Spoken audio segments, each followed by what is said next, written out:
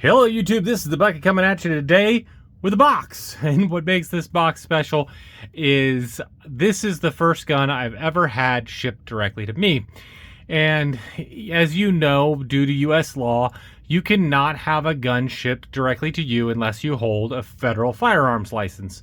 And that can be difficult, that can be complex.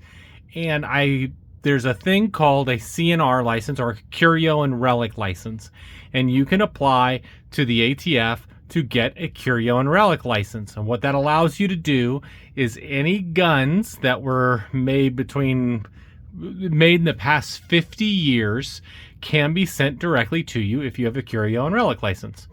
Now, there's some paperwork you have to fill out, and it costs $30 to apply for one, and you're not guaranteed to get one. But I went ahead and I applied for Curio and Relic license. I got it, and I ended up getting it about a week ago. And 5 days ago, I went to Atlantic Firearms and purchased a Beretta 1934, which is a 380. I've already done a video on the 32 ACP version. I have a German one that was made for World War II. So you don't know what you're going to get. You're buying surplus. So let's unbox it. Let's see how it worked. All right. So take my knife. Try not to cut myself. If my camera shakes, I apologize. My stand's not perfect.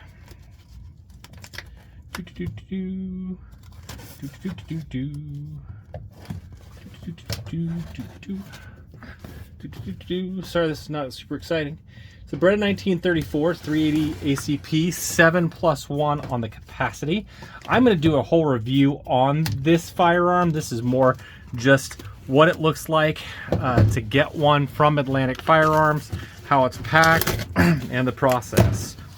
So you get it, you open it, you got some paper in here.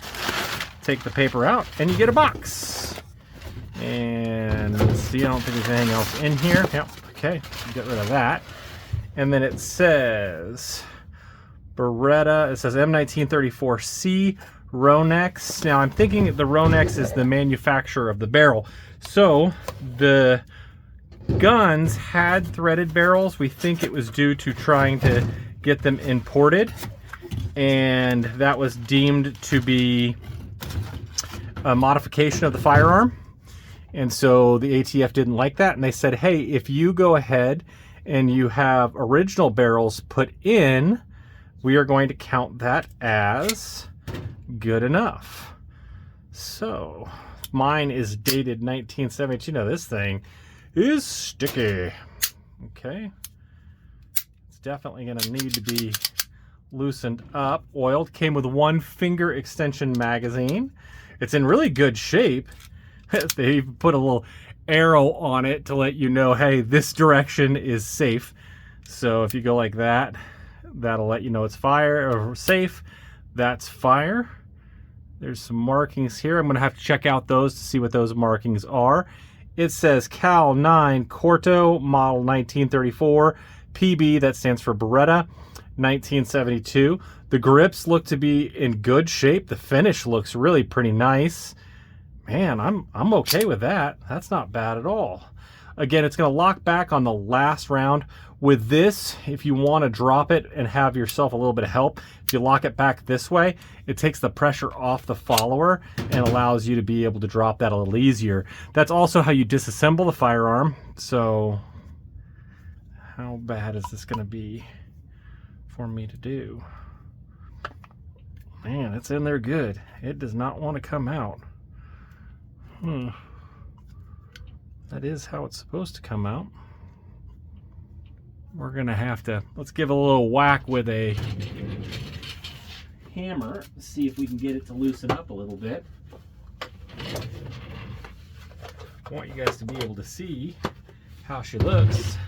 See if we give her a little tappy tap with a rubber mallet, see if she's gonna come out. Yep, she's not wanting to come out. Well, the bucket's going to have to do a little bit of work on that one to see what we need to do to get it to come out. It's also wanting to stick a little bit. Well, let's see what we can figure out here. Maybe that barrel's a little bit loose now. she's really in there good. Well, let me do a little bit of work on it and see what we can figure out. Okay, so it took me a little off-camera time, but let me show you how your gun's supposed to work. So this is my Beretta 1935. So what you do is you make sure you don't have a magazine in, you put it on safe, you lock it back, and then the barrel is just supposed to slide out, right?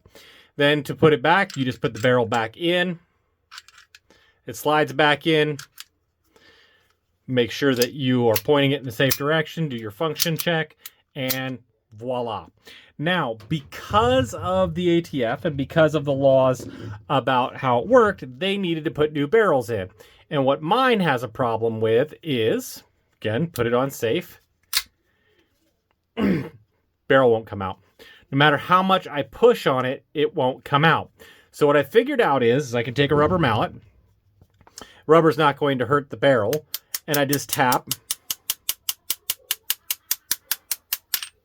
And it comes out. It's because it's a new barrel and it's really, really tight. Okay, well, I can understand that. The problem is it's just as tight going back in as it is coming out. And I can't get it to come in. I can get it to go to about this far, but then it won't. The safety won't come off because it's not in the battery, okay? So now if you really need to, you can just do this a few times, holding your safety down, and it will whack it into place. And when your safety comes forward, yep, still not quite there yet. Do it again. Now it'll come all the way forward. Do your function check. That could work. Now, I'm not okay with that. So I'm going to reach out to Atlantic Firearms and see what they say about this as the firearm that they sent me. So stay tuned to The Bucket Shall Not Be Infringed. I'll let you know how things work out. Now, I will tell you, if you're thinking about ordering one of these and you think you want one of the original barrels, you have to order the barrel with the gun. If you put in the gun order first and then you request a original barrel, they are going to tell you that they can't send it anymore. You're going to have to pay that shipping fee. So if you're thinking about picking one of these up, but you want one of the original barrels to go with it, go ahead and put that in your cart at the same time, and you won't have to pay the shipping twice. Stay tuned. I'll let you know how this works out. I learned a lesson. Never half-ass two things. Whole-ass one thing.